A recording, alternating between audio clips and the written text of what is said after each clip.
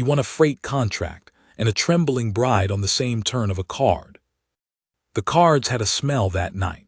Not the usual smell, old felt and tobacco and the sour sweet of spilled rye, but something sharper underneath, the way a barn smells before a lightning storm, when the horses start to shift and won't settle. I noticed it and didn't say anything. You learn, after long enough, not to say everything you notice. I was sitting at the far end of the table at the Beaumont House, which was the only establishment in Caldwell Falls that called itself a hotel and meant it, though the walls were pine board, and you could hear every cough from the room above you and every argument from the room below. The table had 6 men at it. I knew 2 of them, trusted one, and had reasons to distrust the other 4 that I couldn't have put into words, but felt down in my back teeth the same way I felt weather coming. The man across from me was named Delbert Grouse. He ran the freight operation out of the rail depot, not the whole line, just the local haul, the last leg of anything that came in by train and needed to go another 40 miles into the interior to reach the smaller towns that the railroad hadn't gotten to yet. It was a good contract, the kind of contract that didn't come loose very often. He'd held it for 11 years. He was 61, had a red face and white eyebrows and hands that shook a little now when he dealt, which was why he liked someone else to deal.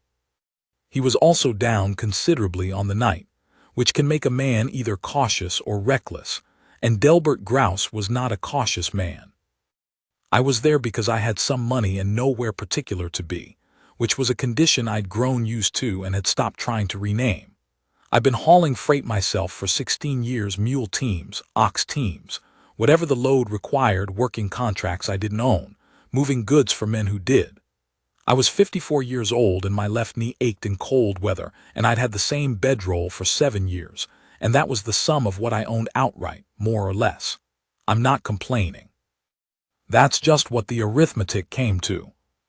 The other thing Delbert Grouse had put in the pot, and this is what I need to tell you about, was the woman. Her name, I would find out later, was Constance Aldrich, and she had come to Caldwell Falls from Cincinnati by rail and then by stage, 61 days earlier, in response to a letter from a man who had since died of a chest ailment before she arrived. Mail-order arrangements go wrong in all kinds of ways.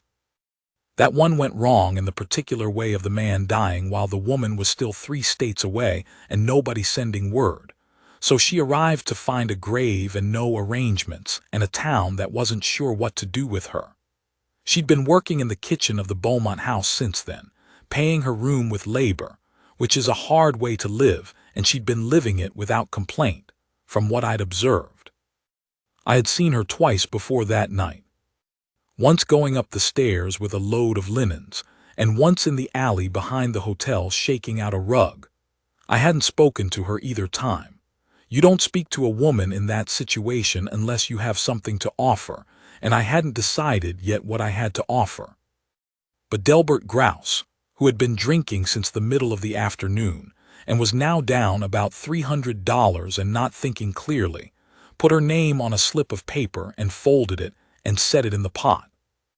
The table went quiet. I looked at the paper, I looked at him. He said, "Widow Aldrich. She's been staying here on my tab since October." That was a lie. She'd been working for her keep.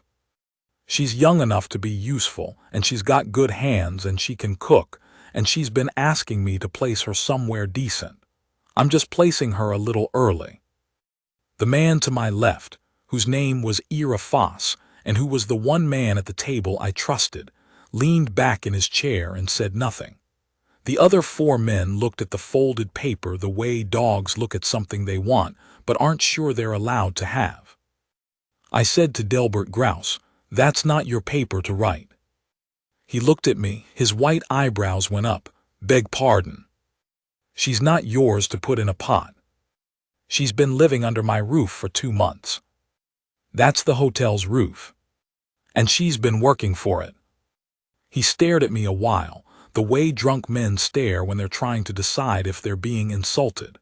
Then he said, "Well, then, maybe you'd like to take the paper out if it bothers you so much." I'd like you to take it out yourself." He didn't. I looked at the pot. The freight contract was in there too. He'd put it in an hour ago when he was down 150, written on company letterhead, signed at the bottom. I'd looked at it for a long time before I folded it back up and put it back. The contract was worth real money. Not just the money itself, but the position, the steadiness, the being somewhere permanent that came with it, which I had not had in a very long time.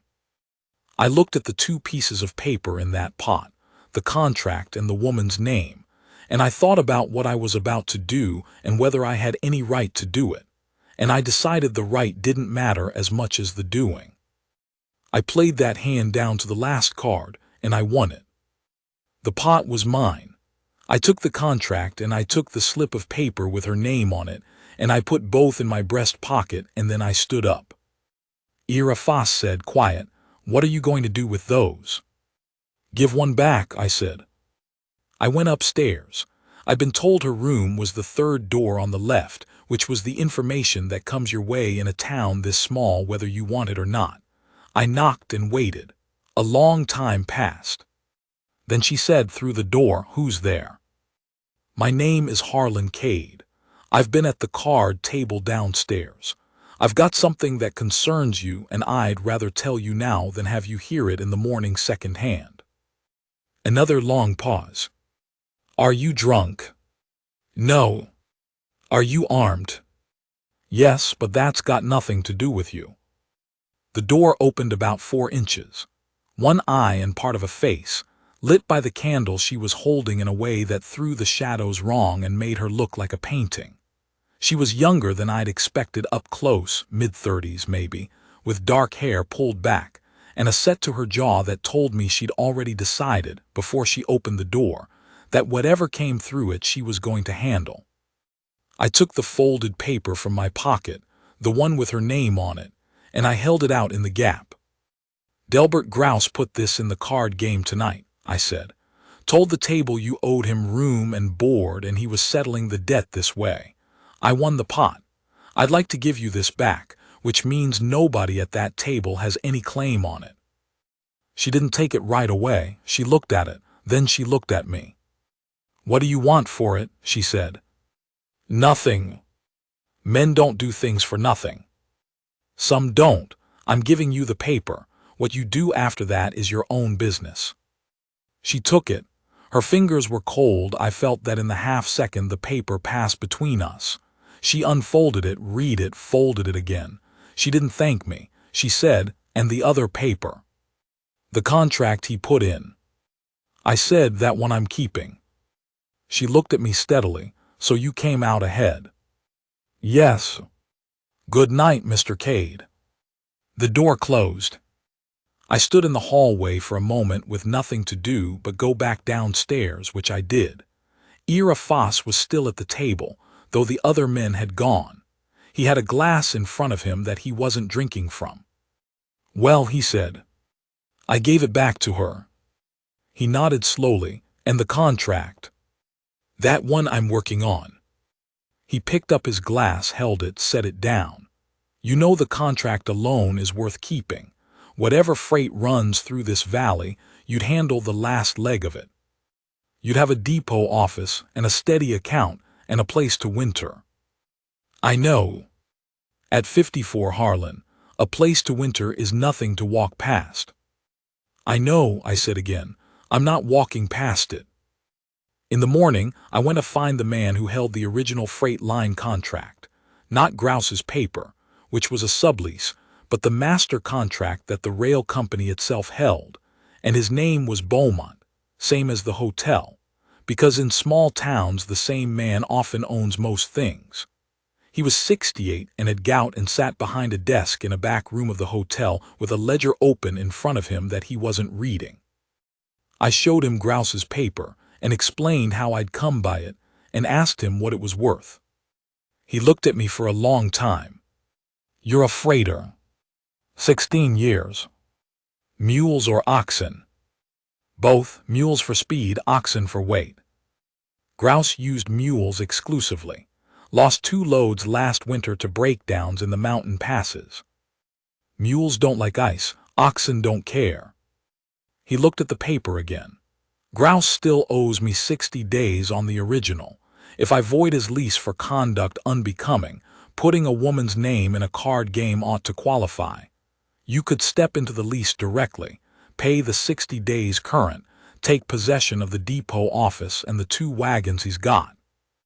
What are the wagons? 1 Murphy and 1 Studebaker. The Murphy needs a wheel. What gauge? He told me. I knew a wheelwright in Hayes City who could turn that wheel in 3 days. We shook hands. I walked out of that back room with a freight contract in my pocket, 60 days of debt on my name, 2 wagons I hadn't seen yet, and the feeling, specific and unfamiliar and not entirely comfortable, of being somewhere. Not passing through, being somewhere. I stood on the porch of the Beaumont house and looked at the street. It was November. The sky was the color of old iron, and the wind came off the flats like it meant to take something. A dog crossed the street and didn't look at me. I thought about Constance Aldrich and the way she'd said, "Good night, Mr. Cade," and closed the door. I went to find the depot.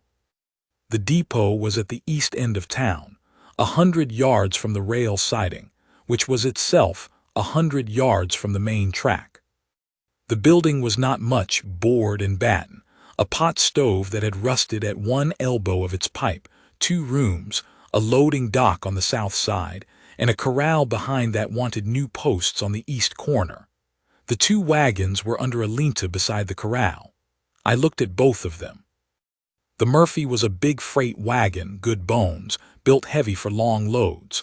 The wheel Beaumont had mentioned was the left rear, cracked at the rim, and you could see where it had been wrapped with wire as a temporary fix, and the wire had started to work loose. The axle looked sound.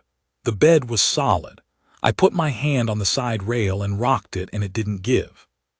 The Studebaker was a lighter wagon, a farm box, good for the shorter hauls into the narrower hill country where you didn't want the full weight of the Murphy. It was in better shape, both rear wheels sound, the tongue a little worn at the coupling pin but manageable. The canvas was rotted and would need to come off and be replaced, but the bows were iron and they were fine. I stood between the 2 wagons in the thin November light and I thought about routes.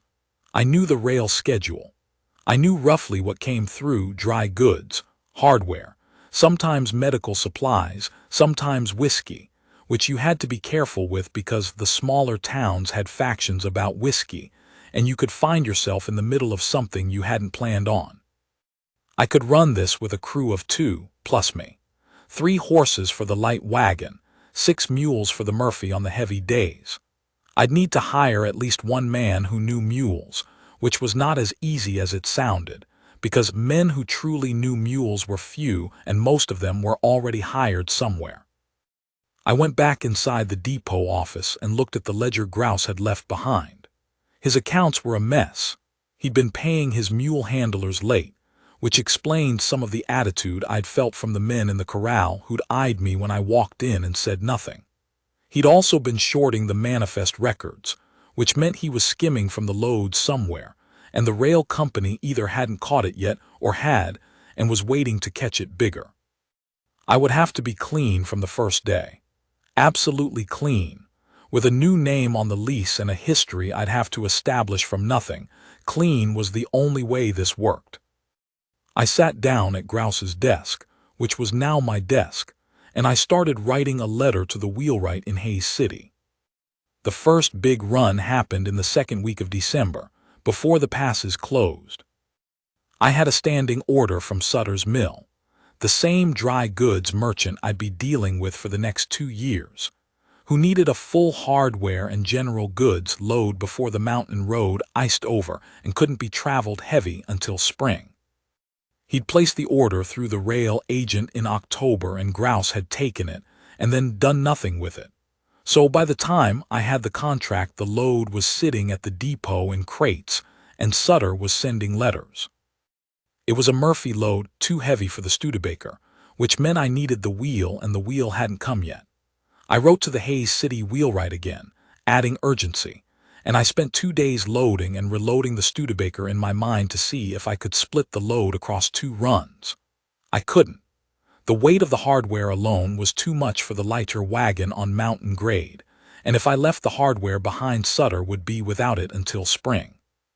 The wheel came on December 4th, which was later than I'd wanted but early enough that I could turn the wheel fitted by the 6th and be on the road by the 7th. Aurelio and I worked the wheel from early morning until past noon, and when we were done, I rolled the Murphy out into the flat behind the corral and walked it back and forth and put it through a tight turn and then a wide one. It was good.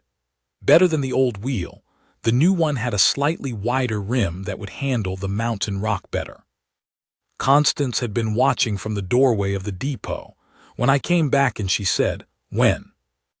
"Day after tomorrow." She nodded. "I'll have the manifest ready tomorrow morning and the Sutter correspondence updated by tonight." "What does the correspondence say?" "That the load is coming and will arrive between the 9th and the 11th depending on mountain conditions, and that we apologize for the delay, which was a matter of equipment rather than intention."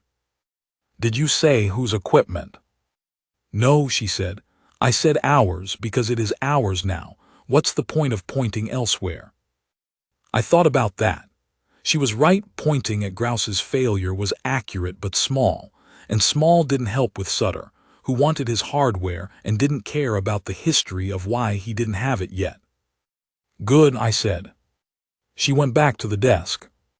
The run to Sutter's mill took 3 days each way. The mountain road was passable but difficult.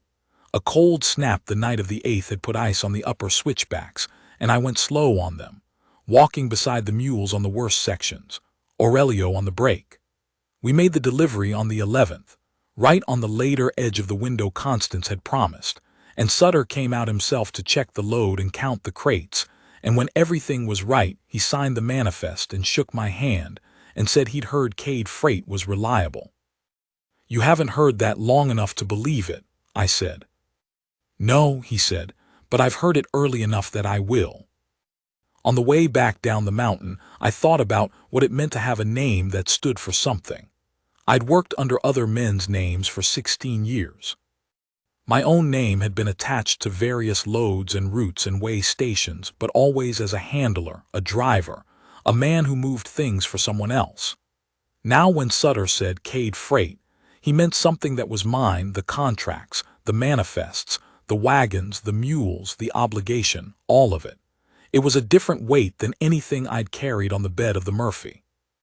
A good weight, one I'd chosen and kept choosing every day. I ate supper at the hotel that first week. The Beaumont house had a dining room, 4 tables, oilcloth, a menu written on a board that hadn't changed since August. The food was plain and solid, and the coffee was better than it had any right to be.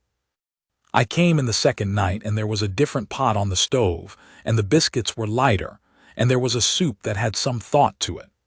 I noticed this the way you notice things when you've been eating trail food and depot food for a long time, carefully, with something close to gratitude. On the 4th night, Constance Aldrich came out of the kitchen to ask if the chicken was all right. I said it was fine, better than fine. She stood at the edge of the table with a cloth over her arm. She looked at me the same way she had through the door, measuring, not unfriendly, but not offering anything either. Like a woman who has learned to hold what she has until she knows whether it's safe to put it down. "You took the freight contract," she said. "It wasn't a question." "I did." "I heard Beaumont voided Grouse's lease." "He did." She was quiet a moment, then, "Are you staying in town?" "Looks like." She nodded once, as if that settled something she'd been trying to settle, and went back to the kitchen. I drank my coffee and looked at the wall and thought about the soup, and about the set of her jaw, and about the fact that I'd been in Caldwell Falls for 4 days, and had already done more permanent things than I'd done in the previous 4 years. The wheelwright's wheel arrived from Hays City on the 15th day, on the afternoon freight from the railroad siding, which I handled myself with the Studebaker and 2 horses borrowed from the livery. I spent the better part of that afternoon and the following morning pulling the cracked wheel off the Murphy and fitting the new one, with the help of a boy named Aurelio who worked at the livery, and who had the kind of mechanical instinct that you can't teach. He just saw how things went together and went to the right place at the right time without being told. I offered Aurelio a job on the spot. He was 17. He thought about it for what seemed like half a second and said yes. His mother was a widow who took in laundry, and he sent her half his wages from the livery. So I matched what he was making and added $1 on top and told him he'd learn more about mules working for me than he'd learned in 2 years at the livery, which was true.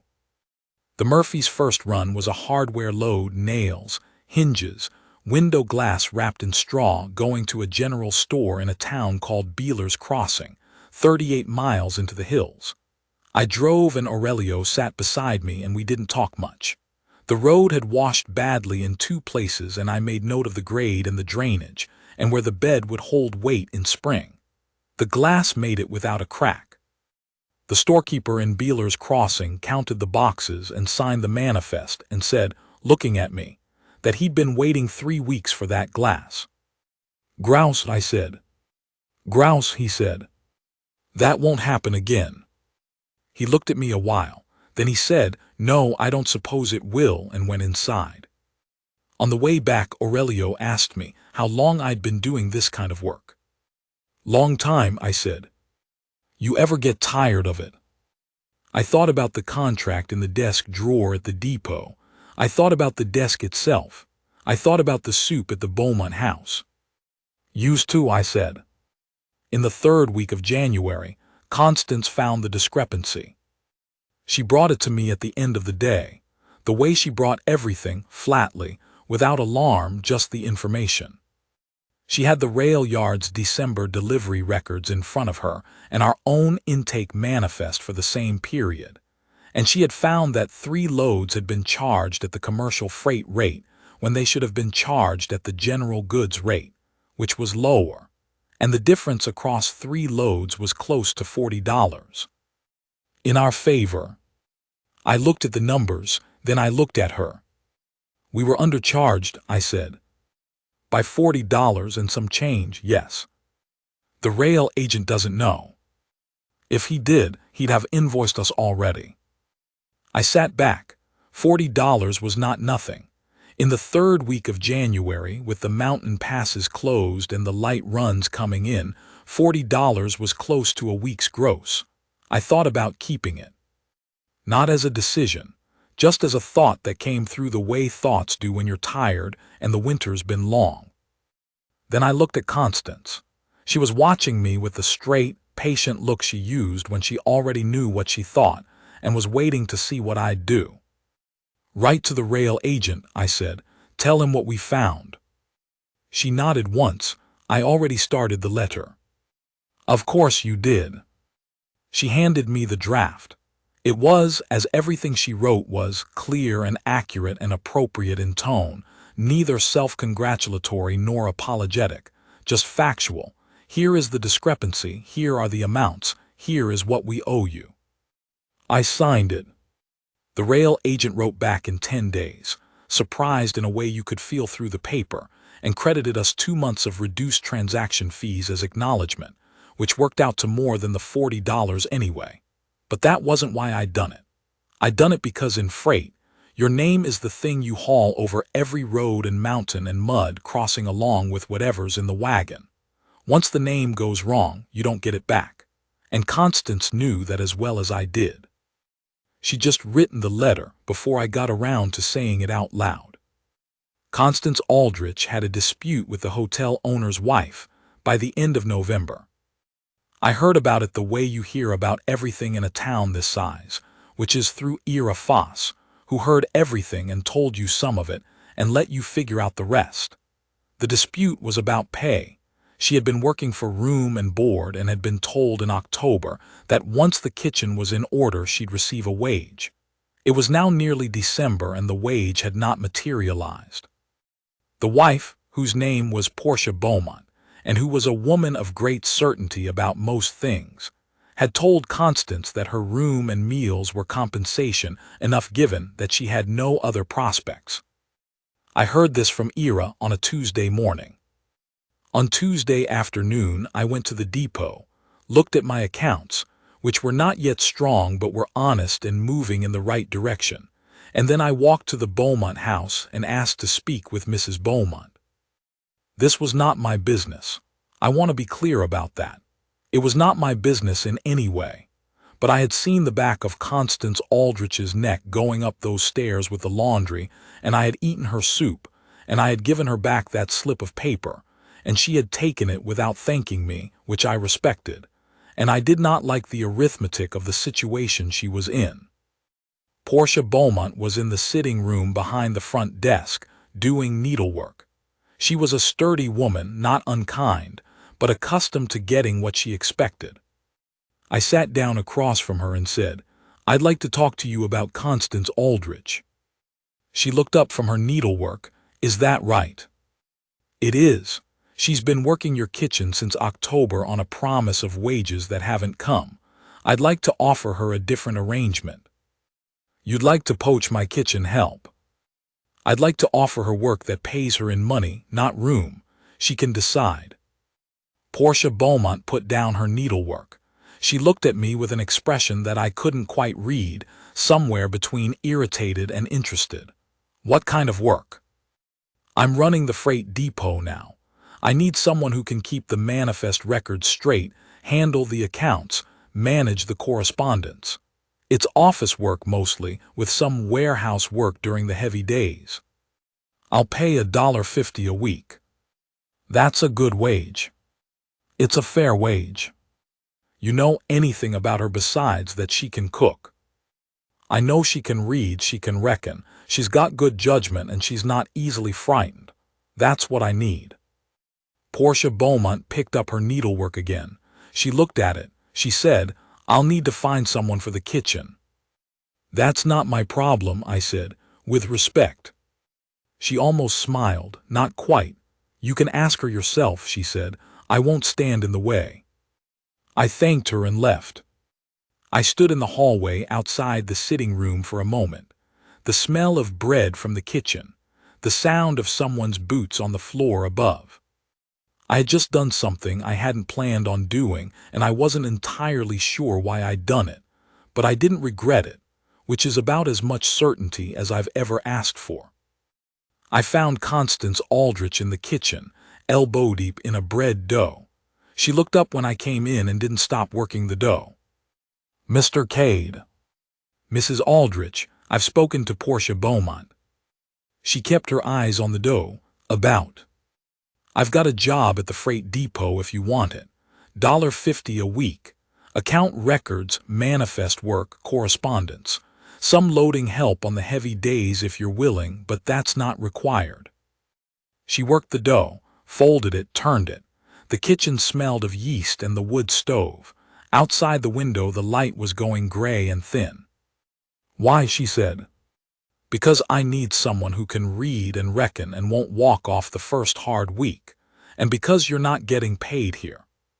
She turned the dough again. Her hands were strong, you could see that, the way she worked it, not fighting it but not letting it fight her either. "Is there a room?" she said.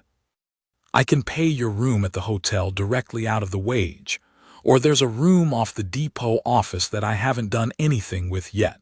It's got a stove and a window. It would take some work." She stopped kneading. She stood with her hands still in the dough and looked out the gray window. "I'll need to see it," she said. "Come by tomorrow morning." She looked at me then, straight on. "Mr. Cade, I want to be clear about something." "All right. I'm taking a job. Not anything else. That's the only thing being offered." She looked at me for another moment. Then she nodded, just once, the same way she'd nodded that other time, settling something. "Tomorrow morning," she said, and went back to her dough. She came by the next morning at 8 o'clock. I showed her the depot office first, the desk, the ledger, the way the manifest forms worked, the system I'd started for tracking incoming loads by manifest number against the rail delivery schedule. She went through it without comment, asked 2 questions, both of them good, and then said, "The forms from the 3rd week of November are filed wrong. The Beeler's Crossing run should be cross-referenced against the hardware manifest, not the dry goods." "Fix it," I said. She fixed it. Then I showed her the room off the back of the office. It was small, 10 feet by 12, pine board walls, one window facing the corral, a cast-iron stove with a cracked firebox door that still worked but needed a wedge to stay shut. There was a shelf on the south wall and a hook by the door and nothing else. She stood in the middle of the room and turned around once, slowly, looking at everything. "I'll need a cot," she said. "I'll get one. And something for the firebox door. I've got a piece of strap iron that'll do it." She looked at the window, frost on the inside corners of the glass. "It'll be cold. I'll get more wood split. The stove throws good heat if you keep it fed." She was quiet. Then, all right. She walked out of the room back to the office and sat down at the desk and went back to the manifests. I got the cot from the hardware store that afternoon. I fixed the firebox door with the strap iron and a bolt I had in the shop box. I split 2 days' worth of wood and stacked it inside the lean-to next to the back door. I found an old blanket in the Murphy wagon that had been there since Grouse's time, clean, just musty, and I shook it out in the cold air until the smell was gone. I left everything by the door of the room and didn't say anything about it. In the morning, the manifests from the first 2 weeks of my operation were all corrected and cross-referenced, and there was a note on the desk in a clear, plain hand listing 3 discrepancies in the incoming rail schedule that I hadn't caught and needed to follow up on. December came in hard. Cold that worked its way through the pine boards of the depot and sat in the floor and didn't move. The first week of December we had 3 big runs, the Murphy twice and the Studebaker twice, and by the end of the second week I had 2 more regular accounts, both of them towns that had been waiting for Grouse to straighten out and hadn't, and who'd heard, the way things travel in that country, that there was a new man on the last leg contract. Constance handled the correspondence. I watched her write 3 letters in one afternoon, to the storekeeper in Beeler's Crossing about a standing monthly arrangement, to the hardware supplier in Wichita about a credit account, and to the rail yard agent about a dispute over a damaged crate from the November shipment. All 3 letters said exactly what they needed to say and nothing extra. The hardware letter got us the credit account. The rail yard letter got us a replacement crate, no charge. I told her they were good letters. She said they're accurate. I said that's what makes them good. She didn't say anything to that, but she stopped what she was writing for just a moment, and I thought I saw something move in her face, some small thing, and then she went back to the letter. The trouble with Grouse started the second week of December. He'd lost the contract, but he hadn't left town. I don't know why. Maybe he had no place to go, or maybe he was waiting for the kind of luck that doesn't come to men like him anymore, or maybe he just didn't know how to admit that he was done. He'd been drinking more since the card game. Ira Foss told me he'd been talking in the saloon about the contract, how it had been stolen from him, how the card game wasn't legitimate, how he meant to get satisfaction.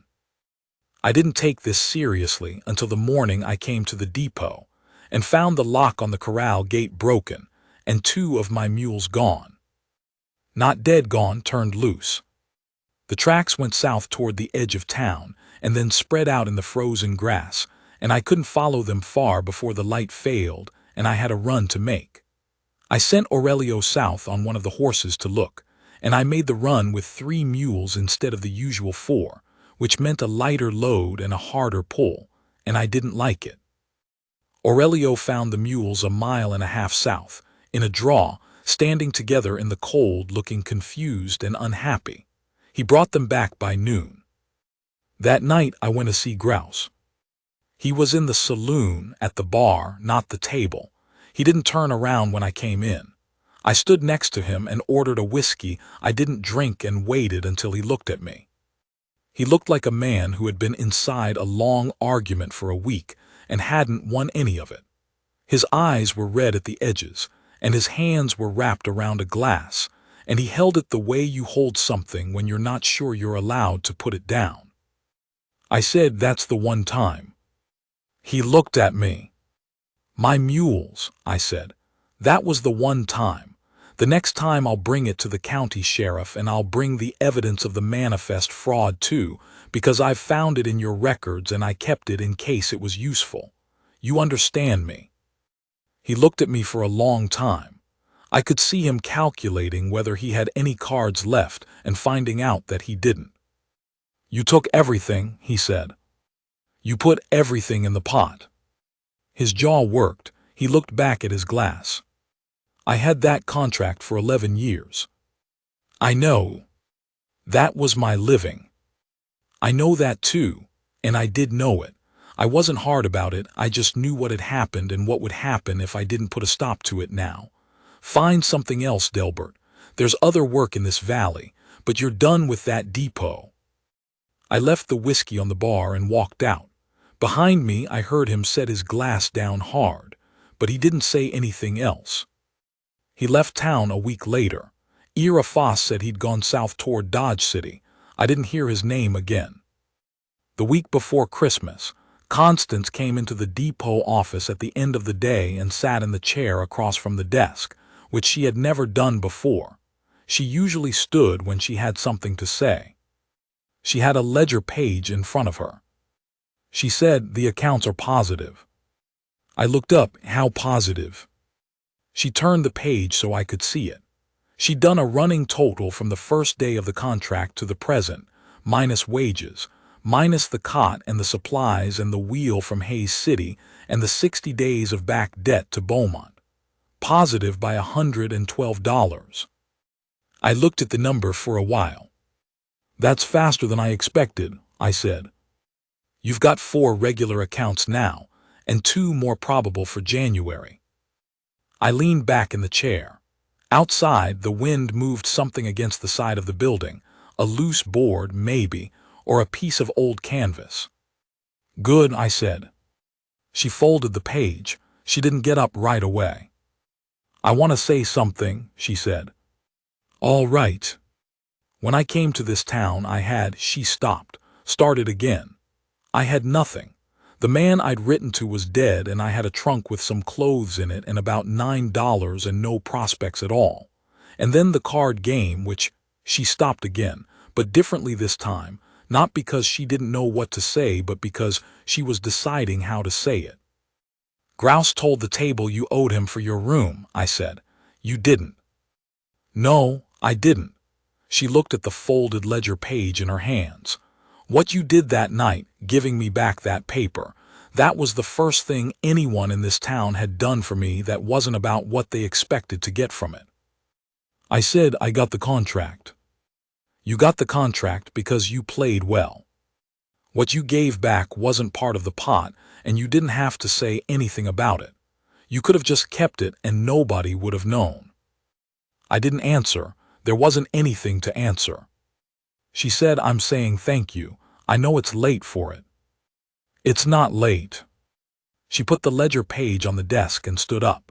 She was wearing the gray dress she wore most days, with a dark blue shawl over her shoulders because the office was cold. She looked at me with that straight, clear look she had, the one that didn't offer anything and didn't ask for anything, just saw you exactly as you were. "Good night, Mr. Cade," she said. "Good night, Mrs. Aldrich." She went through the back door to her room. I heard the stove door open. She'd gotten the wedge system figured out and could work it one-handed, and then the sound of wood being added. I sat at the desk for a while longer and then blew out the lamp and went to the hotel to sleep. Christmas Day was a Sunday that year, and the town was quiet the way frontier towns are quiet on Sundays, which is not entirely peaceful but is at least still. I went to the depot in the morning out of habit more than anything, to check the corral and the mules. Aurelio had left for his mother's place on Christmas Eve and would be back the following morning. The mules were fine, 4 of them now. I'd bought back the 2 that had been turned loose and added 2 more in November. They were standing in the cold in the corral, looking at me, with the specific expression of mules that have already been fed and don't see why you're here. I went into the depot office. Constance was there, which surprised me. She had the stove going and there was coffee, and she had a piece of flat bread, something she'd made, set on the edge of the desk. "I thought you'd be here," she said. "Where else?" She poured coffee into one of the 2 tin cups she'd brought from the kitchen. She had 2 now, kept on the shelf in her room, and handed it to me and poured one for herself. We sat in the depot office and drank coffee on Christmas morning, and outside the light was white and still on the frozen ground, and the mules were quiet in the corral, and somewhere across town, a church bell rang once and stopped. She said, "Do you have family?" "No, not for a long time." She nodded. "I have a sister in Columbus. We write sometimes." She looked at the coffee in her cup. "I was very angry when I arrived here. I want you to know that. Not at the man who died. I hadn't met him. I couldn't be angry at a man I hadn't met, but at the situation, at the whole circumstance. At myself some, for being foolish enough to come all this way for a name on a letter." "That's not foolishness." "It felt like it." "It's faith," I said. "That's a different thing." She looked at me. Whatever she was thinking about that, she kept it to herself, but she kept looking at me longer than she usually did, which wasn't her habit. "Do you like it here?" she asked. "The town, the work?" I thought about the Murphy coming back from Beeler's Crossing with the empty bed, and the way the road ran along the creek in the hills, and how in October the cottonwoods had been yellow and bright along that water. I thought about the desk in the depot office, and the ledger that was now $112 positive. I thought about the smell of the bread she'd set on the edge of the desk. "Yes," I said, "I do." She nodded. "So do I," she said, as if she were a little surprised about it. "I didn't expect to, but I do." The church bell rang again across town, 3 times this time. We finished the coffee. She went back to her room. I walked the mules in the corral for something to do, and the cold was sharp and clean, and the sky was a pale blue going white at the edges, and the whole valley lay out to the south under it, still and vast, and I stood there for a while with my hand on the neck of the big near mule, feeling him breathe, and I thought that I was somewhere, that I had made a place, that the making of it was not finished, might not be finished for years, but that it was happening, which was more than I had thought to say about myself for a long time. January came in harder than December. The mountain passes closed to the Murphy for 3 weeks, and I ran the Studebaker on the valley roads and held the bigger loads at the depot until the passes opened again. I hired a second hand, a man named Cutter who was 50, and had spent 20 years on the Santa Fe freight runs, and knew oxen and mules both, and was done with the long trail, and wanted short work near a town with a roof in it. I paid him $1.40 a week, and he was worth twice that. Constance took on Cutter's paperwork without being asked, his time records, his load sheets, and folded it into her daily accounts so smoothly that I only noticed because the stack of papers on the desk had doubled, and the order of them was still perfect. One afternoon in the 3rd week of January, I came into the office from the corral, and she was standing at the desk writing something, and she looked up and said, "There's a woman in Beeler's Crossing who says the hardware manifests from November and December are wrong. Says she's being overcharged on the freight rate. What do you think?" "I think she's right. Grouse had the rate wrong in his original schedule, and you copied it over without checking it. The right rate is 11 cents per hundredweight on hardware, not 13. Can we refund the difference?" "I already calculated it. $8.40 across both months." "Send the money." "I've already written the letter." She slid it across the desk. "I just need you to sign it." I picked it up and read it.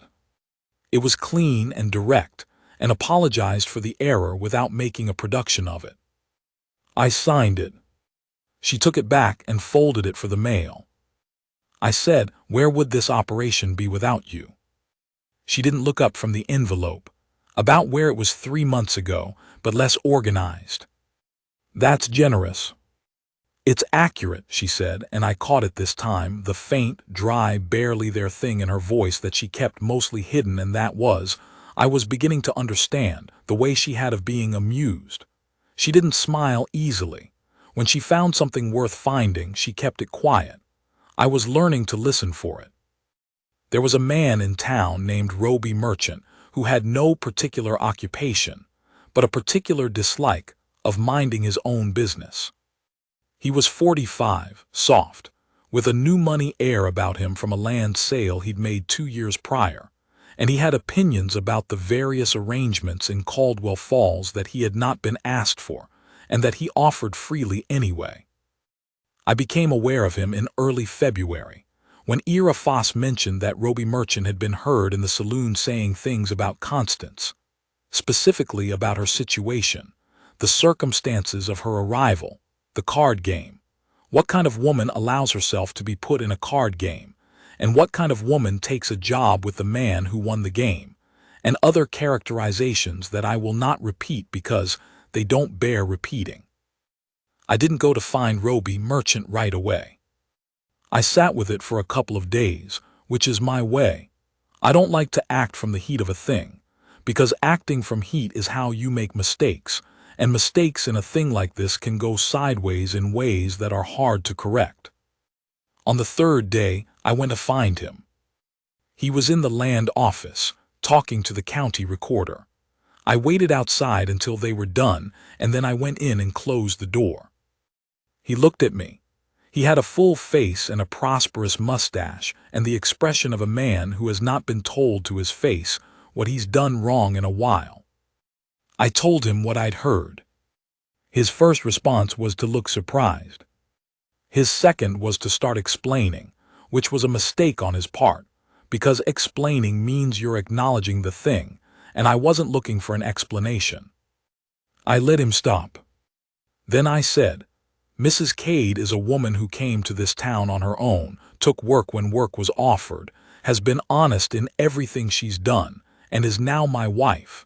Anything you have to say about her that isn't fit to say in front of a minister, I'd like you to keep behind your teeth. Are we clear? He said something. I don't remember what. It was the kind of thing men say when they're trying to hold ground they've already lost. I waited until he was done. Are we clear? I said again. After a moment, yes. Good, I said. I left. I didn't tell Constance about it, and it may have been wrong not to, but I decided it was the kind of thing she didn't need to carry, and that I could carry easily enough by myself, which is what I mean when I say that being the rock sometimes means you just quietly hold things that don't need to be put down in front of somebody else. Roby Merchant said nothing further as far as I know. He moved to Wichita the following spring. I didn't miss him. In February, Ira Foss had me to supper at his house. He'd been married a long time, to a quiet woman named Darla who cooked well and talked little, and seemed perfectly satisfied with both conditions. After the meal, Darla went to see to something in another part of the house, and Ira poured 2 glasses of something he'd been saving and said, You know the town is talking. About you and Constance Aldrich. I drank from the glass. It was good, something smooth and old. What are they saying? Various things, mostly wondering when you're going to get around to asking her. I set the glass down, asking her what? Don't be thick, Harlan, you know what. I looked at the fire in the stove. It was a good fire, banked for the evening, steady and even. She's working for me, I said. She is. Ira refilled his glass. And a better job she doesn't do for anybody. But the towns noticed she stayed, and that you gave her that paper back, and that you pay her room and a fair wage, and that you've been at the same table at supper every Tuesday and Friday since October. He paused. Darla also says she's noticed things. What kind of things? The kind women notice about other women. He said it without any inflection at all, the way he said most things, just putting the information in front of you and letting you decide what to do with it. Whatever they are, Darla says she's a woman who's holding something careful and hasn't been sure it's safe to put it down. I sat with that for a while. She said that to me once, I said, in the beginning. Said men don't do things for nothing. And you told her you were only offering a job. That was true. Still true. The fire was steady in the stove. Outside the wind came off the flats, same as it always did, like it had something to accomplish. No, I said, not entirely. Ira nodded once, just the one time, and poured himself a little more of the good whiskey. I didn't say anything to her for 2 more weeks. I'm not a man who moves fast on things that matter, and this mattered, and I needed to be sure of what I was going to say before I said it, because I have learned in 54 years that the right thing said wrong can land as badly as the wrong thing, and sometimes worse. The evening I chose was the last week of February, a Thursday, when Cutter had gone home and Aurelio was at the livery covering a shift, and the depot was quiet.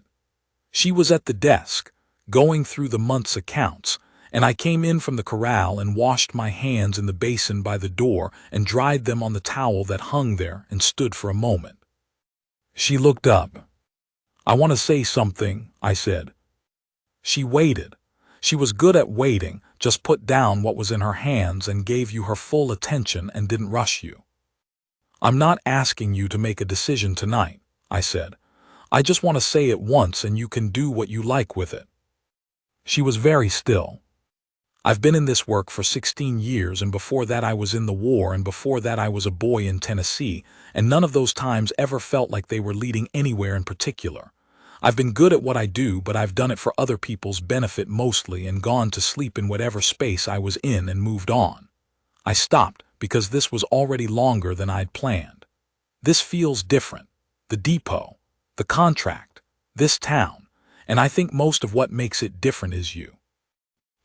She was looking at me with an expression I couldn't read. It wasn't the measuring look and it wasn't the held-back careful look. It was something else. I'm not asking you to feel the same way, I said. I know how you came here and I know what you were promised and I know it didn't come to what it was supposed to. What I'm saying is that if you wanted to stay, not because there's nothing else, but because you chose to, I would consider that the best thing that's happened to me in I don't know how long. I stopped. She looked at her hands flat on the desk. Then she looked at me. I've been here 4 months, she said. Yes. You've paid my wages and fixed my stove and split my wood and argued with Portia Beaumont on my behalf, and not once asked me for anything other than the work. That's right. She was quiet for a moment. Then she said, I know what I came here to do. I came here to make a life from whatever was available. That's not, she stopped. That's not the same as choosing. You understand the difference. I do. I want to choose, she said. Then quieter. I think I've been choosing for a while. I just wanted to be sure that's what I was doing. I didn't say anything. I wasn't sure there was anything to say. She stood up. She came around the desk.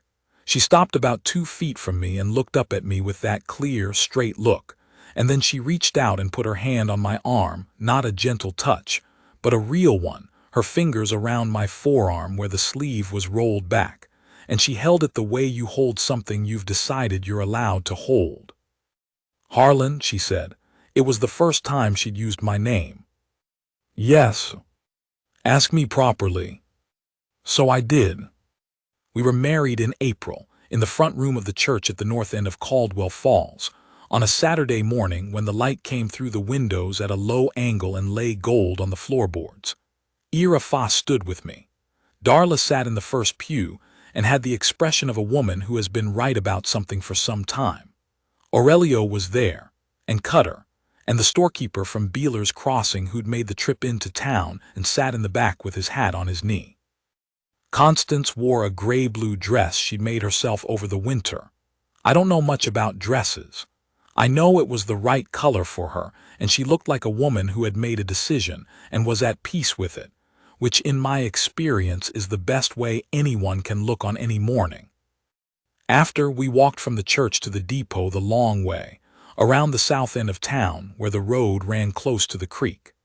The cottonwoods weren't leafed out yet, but you could see the green coming at the tips of the branches, that thin first green that is almost a color of light rather than a color of leaf. She had her hand in my arm. We walked slow. I said, "The Murphy needs new canvas." She said, "I know. I ordered it last week." I said, "You didn't tell me." "I didn't think I needed to." I looked at her. She was looking at the creek. Her profile in the April light was a thing I found I wanted to look at for a long time. "No," I said, "I guess you didn't." The freight business grew through that spring and summer. By June we had 8 regular accounts, and I had taken on a third man, a young Lakota man named Runs Far who had worked the Santa Fe too, and who knew the high country roads better than anyone in the valley. He was 22 and steady, and had the best eye for weather of anyone I'd worked with, which matters more in mountain freight than any other single quality, because weather is the difference between a load making it and a load not making it, and a load not making it is money and time and reputation, all three. Constance ran the accounts and the correspondence, and had taken over the rail depot coordination as well, which meant she was the first person the rail agent called when a shipment came in, and the last person who signed off on the manifests. She knew every account by name, every account's preferences, every discount structure and standing arrangement.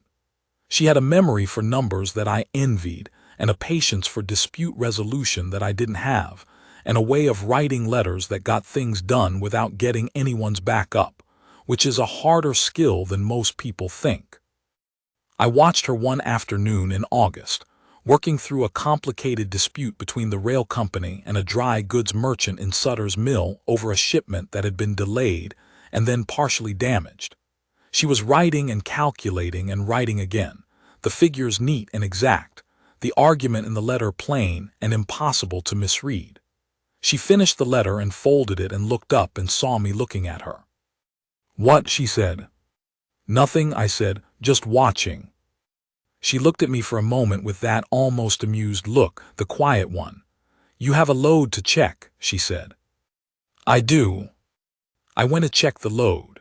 The smell of the depot around me, oil and wood, and the particular dusty animal smell of mules in a corral, and behind me the sound of her pen on the paper. The fourth account came through Runs Far. He had family connections, complicated ones that I never fully understood, involving 2 different bands and a number of obligations that predated his work with me by years. In the hill country north of the valley, where there were 3 small settlements that had grown up around a mission school and a trading post. None of them were regular stops on any freight line. They took what they could get from the Bealers Crossing run when Bealers had anything to spare, which wasn't always, and they paid in whatever was at hand, which wasn't always money. Runs Far mentioned this to me one afternoon in the way he mentioned most things, which was as a plain fact without any particular ask attached to it. He was checking the Studebaker hitch after a run, and he said, as if it were a natural part of the conversation about the hitch, that the settlements north of here were getting less than they needed, and that they paid reliable, just not always in cash, and that they had things worth trading. I thought about it for 2 days. The road north was rough and would want work before the Murphy could use it, and the trade arrangements would mean a different kind of accounting than I was used to. But Runs Far knew those roads and those people, and there was something about the arrangement, the directness of it, the usefulness of it, that sat right with me. I told Constance. She thought about it. Then she said, "I'd need to track the trade values against the rate schedule differently. It can be done." "Can you do it clean, in a way the rail company won't kick about?" "If we set up a separate ledger and keep the trade accounts independent from the cash accounts, yes. It's transparent. There's nothing wrong with it." I went back to Runs Far. He set it up. The first run north took the better part of a long day on roads that weren't ready for it, and we came back with cash short and trade goods, long, dried goods, some leather work, a particular kind of dried herb that the apothecary in Caldwell Falls had been trying to source for a year, and that he paid better than cash value for when he saw it. By the third run, the North trade route was making sense on its own terms, and by the end of the year it was carrying its weight in the accounts. What I remember from the first North run, though, is not the accounting.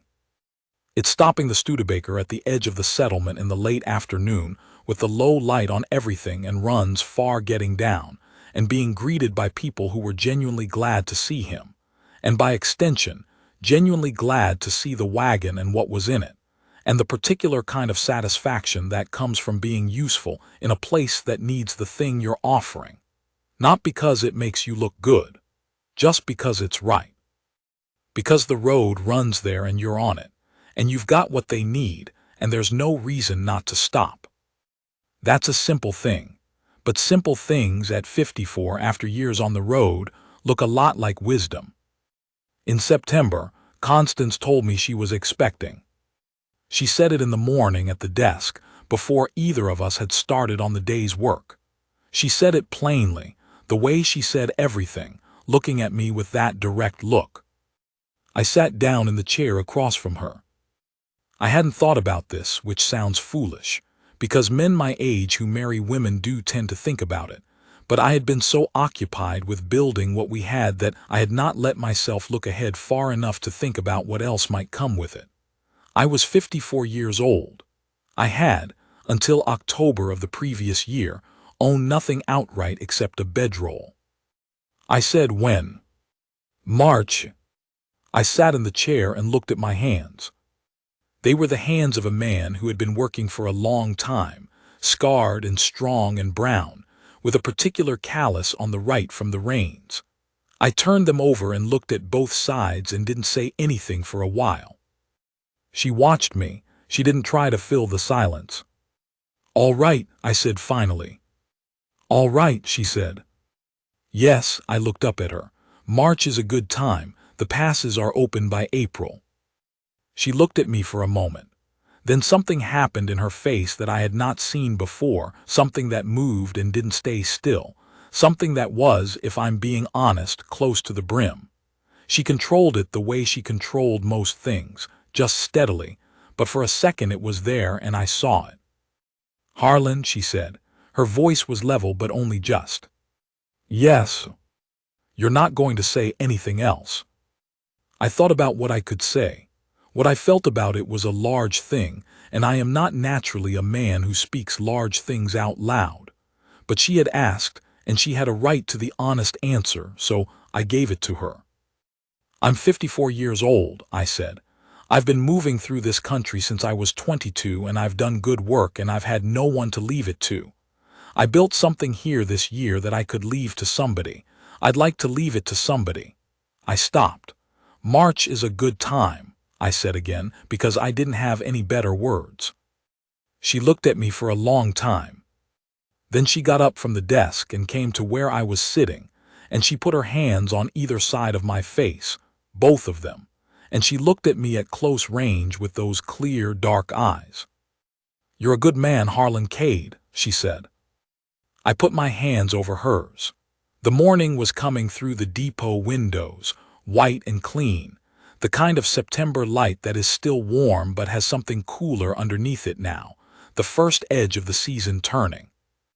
You chose well, I said. Both of us did. She stayed like that for a moment, her hands on my face, her eyes on mine. Then she kissed me once, briefly and firmly, the way she did everything, and went back to the desk and picked up her pen. There were mornings in that second winter when I came into the depot early, before anyone else, and made the stove up and stood at the door with coffee and looked at the valley. It was the kind of country that doesn't announce itself, not dramatic, not the kind of landscape that makes you think anything grand about yourself. Just flat-bottomed and wide, with the hills rising slow to the west and the creek cutting through, and the sky very large and usually white in winter, and the wind doing what it always did out here, which was everything. I had looked at a lot of country from a lot of doorways, Depot doorways and barn doorways, and the tailgates of wagons stopped for the night on a dozen different roads. This one felt different in a way I had trouble naming exactly. The best I could say was that I was looking at it from inside, not from the road.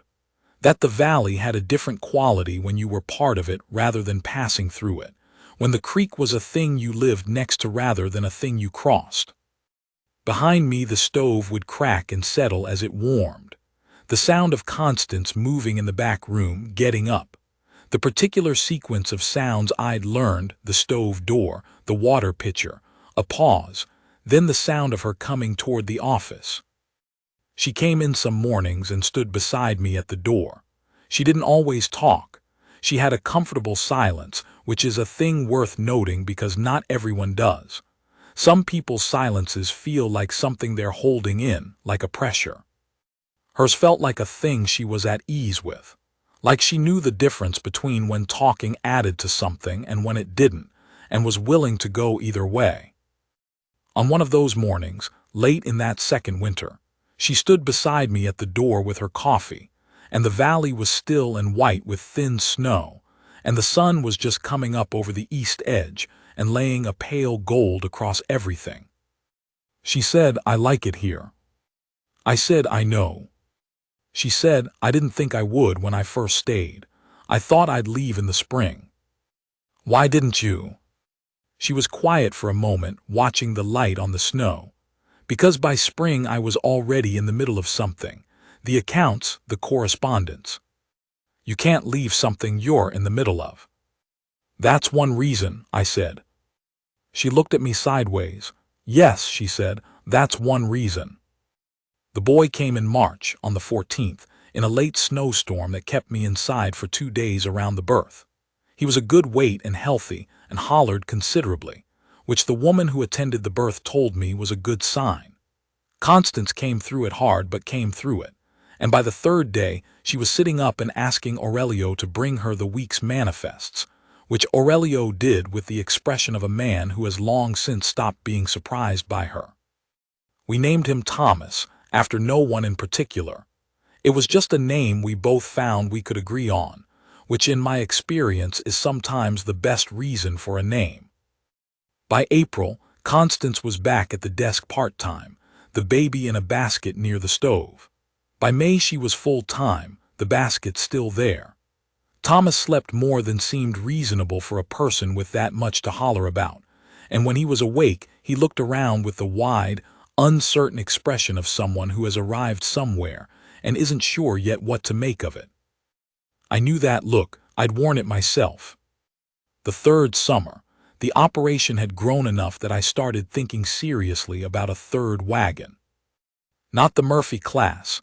I had the Murphy and the Studebaker, which between them covered the range of loads I was running. What I was missing was something in the middle, a medium freight wagon, something that could take the heavier loads on the valley roads without needing the full 6-mule team of the Murphy, and that could go faster on the shorter runs where time mattered. I wrote to 3 wagon makers over the course of 2 weeks. Constance drafted the letters, as always, and did her own research into what each maker was offering, and what the delivery times looked like, and what the payment terms were.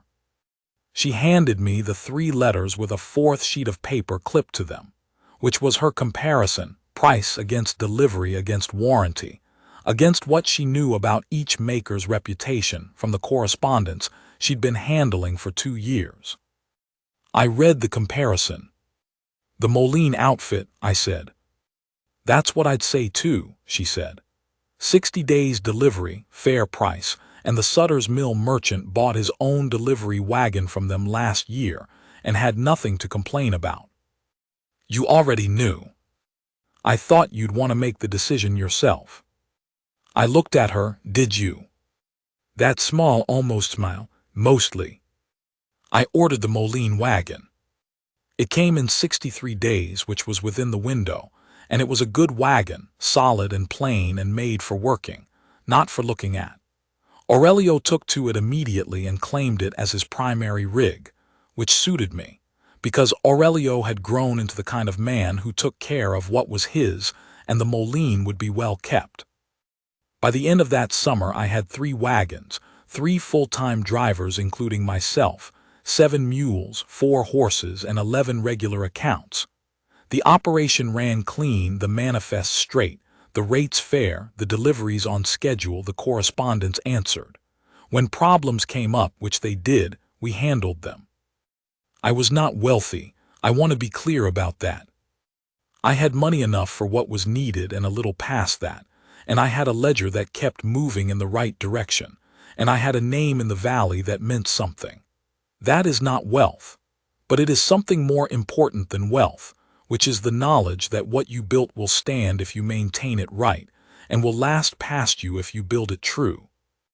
The worst day of that first full year came in February, on the high pass above Sutter's Mill. We'd been running loads through a warm spell, 3 days where the temperature climbed enough to make me think the worst of the season was past. I should have known better. In mountain country, a warm spell in February is not a gift. It's a warning about what comes after. I had the Murphy loaded heavy hardware for Sutter, 140 pounds of dry goods for the Mission Trading Post, a crate of medical supplies going to a physician in the next settlement east. Full load. 6 mules. Cutter on the brake, me at the lines. Runs Far had looked at the sky that morning and said something in Lakota that I didn't understand but whose tone I recognized as a man expressing doubt about the wisdom of a plan. I should have listened. The warm spell broke on the upper switchbacks, 1,000 feet above the valley floor. The temperature dropped 15 degrees in less than an hour, and the mud that had softened the road froze under the wheels, and the ice underneath it was invisible and smooth as glass. I felt the rear of the Murphy go before I heard anything. A long, slow slide to the left that the mules couldn't correct because their own footing was gone. Cutter hit the brake, but the wheels were already off the road, and then the near axle caught the edge of the cut and snapped clean through, and the wagon went. Not over the edge. Just into the cut, tilted hard, the load shifted, the crate of medical supplies breaking open and scattering glass and bottles across the ice. The mules were down in a tangle, not hurt, just panicked and down, and the February dark was coming fast, and we were an hour below the summit with a broken axle and a spilled load in dropping temperature. What followed was the longest 2 days of that year. Cutter and I unloaded everything we could save by hand and stacked it against the cut wall and covered it with the spare canvas from the wagon bed. We got the mules up and moved them off the ice to a flat above the road. We built a fire in the cut from deadfall and kept it through the night, rotating watch. In the morning, Runs Far came up from the valley with the Studebaker and 2 extra mules, and we spent the daylight hours getting the salvageable load down the mountain in 2 trips, the broken Murphy sitting in the cut behind us with its near side on the ground like an animal that had lain down. The medical crate was mostly lost. The dry goods were fine, sealed in their boxes. The hardware was fine. The physician was without his supplies for 3 weeks, while we tracked down a replacement order and rerouted it. I told him myself what had happened. He was not pleased, which was fair. He asked me what I intended to do about it. I told him I'd absorb the cost of the replacement order against the freight fee, which would mean making that run at no charge. He looked at me for a while and then said that was acceptable and that he hoped I'd still be in business come spring. I told him I intended to be. I got back to the depot late on the second evening, cold through to the center of me, hands so stiff I could barely work the door latch. Constance had a fire built up and a pot on it, and she didn't say anything when I came in, just handed me the cup and let me get warm. After a while I told her what the loss came to. She nodded. She already had the figures in front of her. She'd been calculating from the moment Runs Far came back with the partial load and told her what had happened. "We can cover it," she said. "It'll put us back by 3 weeks on the lumber account payment, but I can write Beaumont a letter. He'll wait." "How do you know he'll wait?" "Because I've been handling his correspondence for 6 months and I know how he thinks." She folded the paper. "Write to the physician. Tell him what you told me, you're absorbing the cost. Tell him straight. I already did. She looked up. Just for a second, something moved in her face, not surprise, but something near satisfaction. Then she went back to the figures. Good, she said. That summer Ira Foss came by the depot one evening in July when the day's work was done, and Constance had taken Thomas up to the hotel to have supper with Darla, which had become a Thursday habit.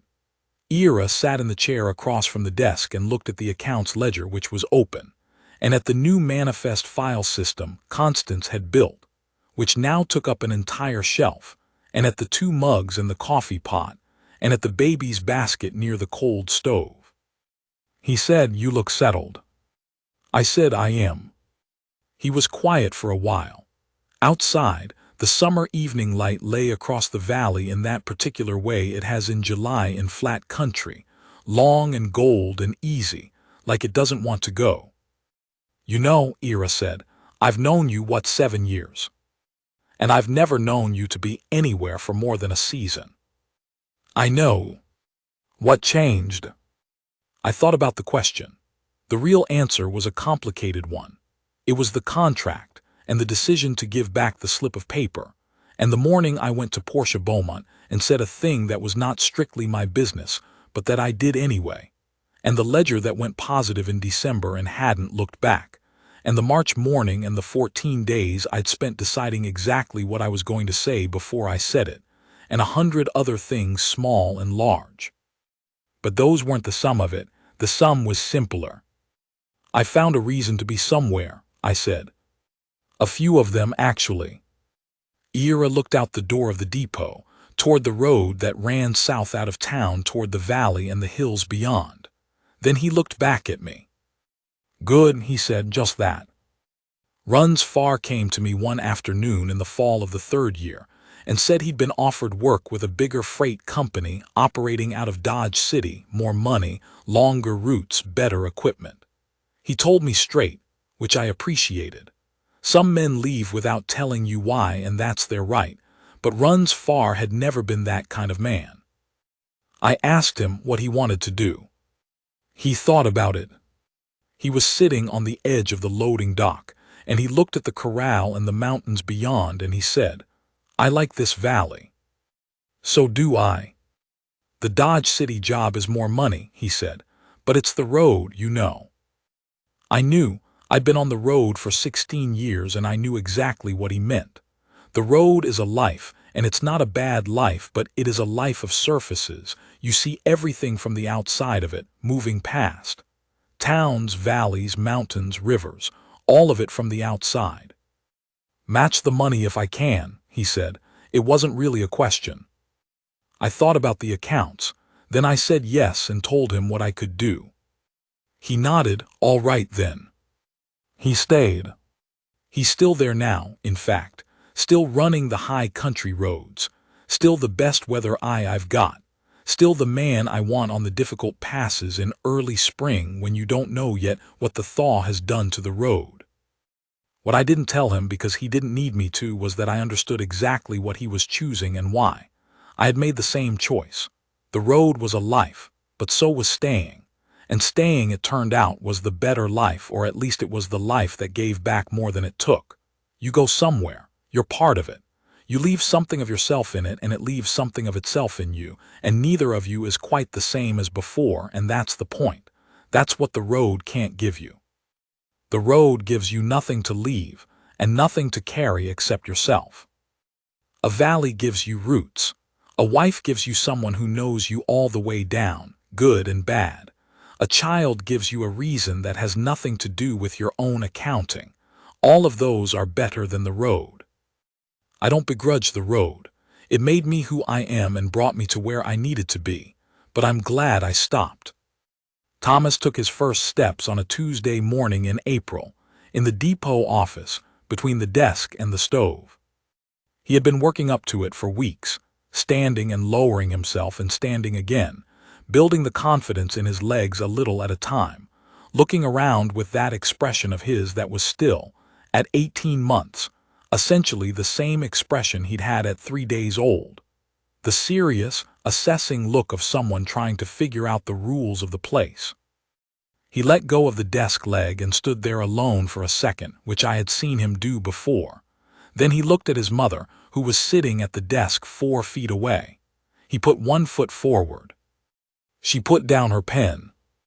He put the other foot forward. She made no sound. I'd noticed this about her.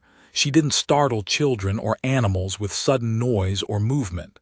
She just opened her hands on the desk, ready. He made it 3 steps before he sat down hard. He looked surprised. Then he looked up at Constance, checking. She said again. He got back up. He made it to her hands. I was standing in the doorway. I'd come in from the corral when I'd seen through the window what was happening, and I'd stopped in the doorway because I didn't want to interrupt it, and because I wanted to remember it exactly. The light through the depot windows, the manifests on the desk, the stove making its small noises, and my son walking to his mother's hands for the first time. She held him. He put his face against her shoulder, satisfied with himself, and she looked up at me over his head with an expression that was not complicated or dramatic or any of the things you might expect. It was just the clear, knowing look she always had, but warmer, certain in a way that wasn't about certainty, more about having arrived somewhere and knowing it. I nodded at her. She nodded back. Thomas straightened up in her arms and looked around the depot with the executive air of a person who has accomplished something significant and is ready to move on to the next thing. I want to say something about Aurelio before I finish. He stayed with the operation for 4 years, and in the second year I started paying him as a full partner on the Studebaker runs rather than a day hand. And in the third year he and Constance worked out between them a bonus structure tied to on-time delivery that I thought was fair and he thought was fair, and that made him considerably more money than he'd made before. His mother stopped taking in laundry. He bought her a house at the north end of town, a small one, good and solid, and the look on his face the day the deed went through was the look of a man who has done something that matters. I shook his hand that day and he looked at me and said, "Gracias, Señor Cade." I said, "That was your work, Aurelio." He said, "Yes, but you gave me the place to do it." I thought about that. There was something true in it that I hadn't figured how to say myself, that what you build doesn't only benefit you. The depot, the contract, the operation, all of it made room for other people to build something too. Aurelio's mother's house, Cutter's steady wage and his roof through winter, Run's Far's connection to the North settlements, Constance's independence, real independence, the kind she'd chosen, not the kind that was forced on her by circumstance. I had started this with a card in my hand and a slip of paper I gave back. What grew from it was more than I'd known to ask for. But that's how it works when you build something honest. The roots go wider than you planned for, and you find out what you've grown only after it's already grown. I don't tell this story because it turned out well. Most of what I've seen in this life suggests that turning out well is not the normal condition of things, and I don't want to make it sound simpler than it was.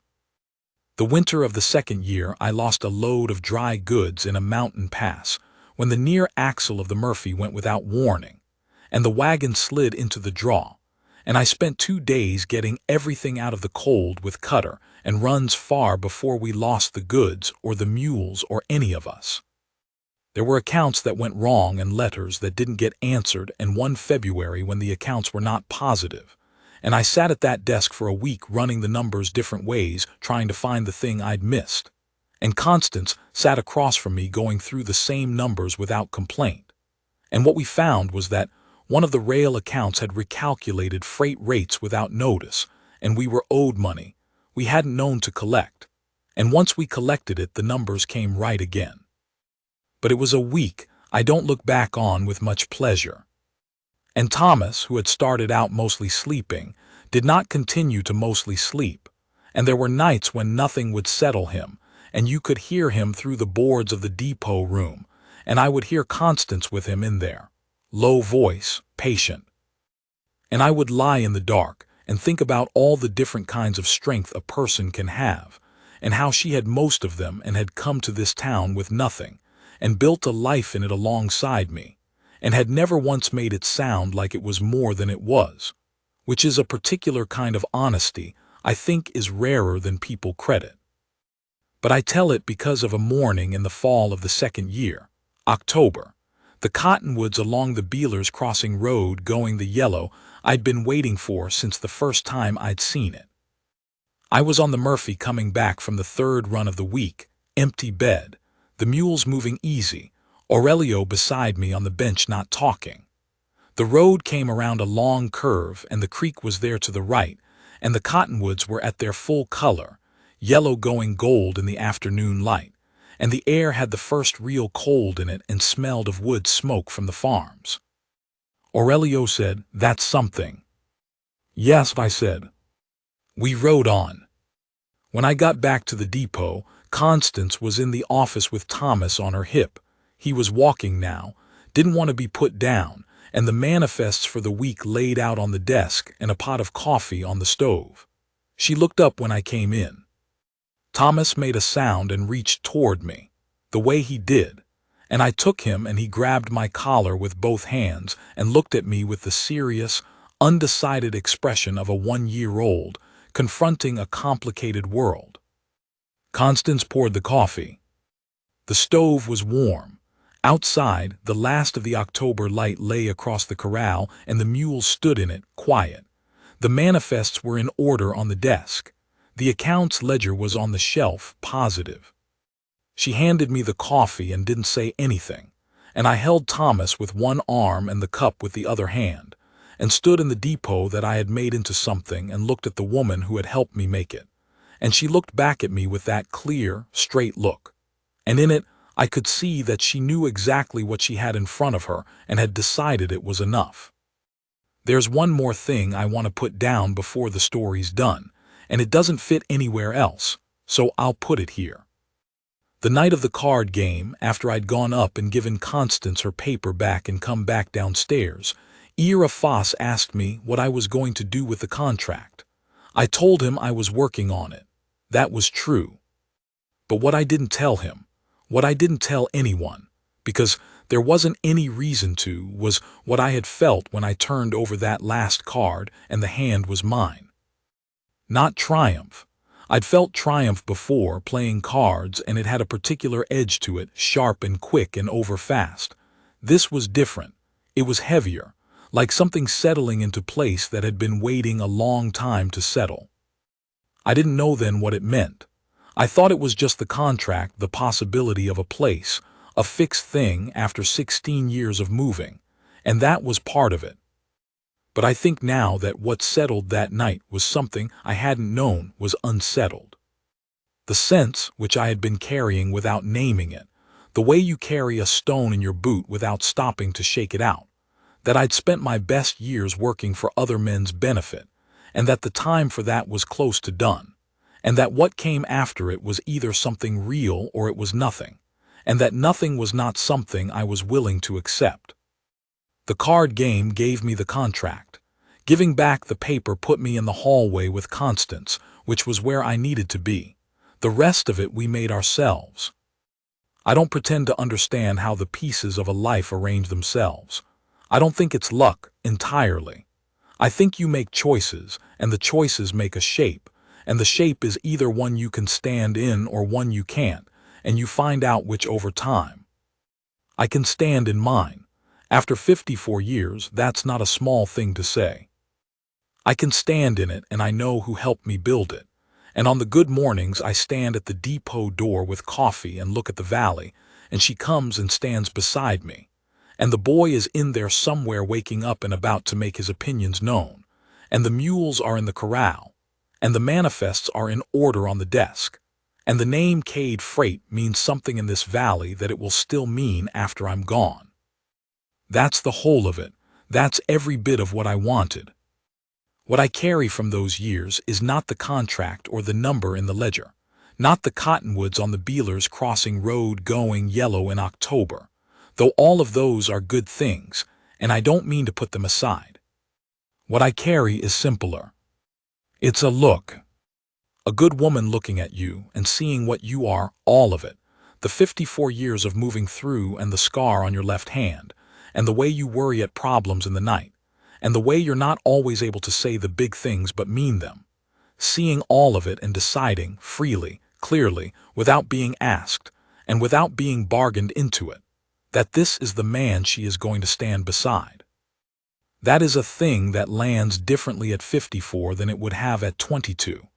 At 22, you might think you're entitled to it, or that it'll come around again if this one doesn't work out, or that it doesn't matter as much as other things. At 54, you know what it cost her to give it. You know what it cost you to be the kind of man worth giving it to. You know both sides of the accounting. And you know, without any question, not for a single morning, that you are not going to take it for granted. Outside, the October light held for a while longer, the way it does in that country when it's good, lingering past what it should. Thomas pulled at my collar with both hands. The mules were quiet in the corral, just standing in the last of the warmth.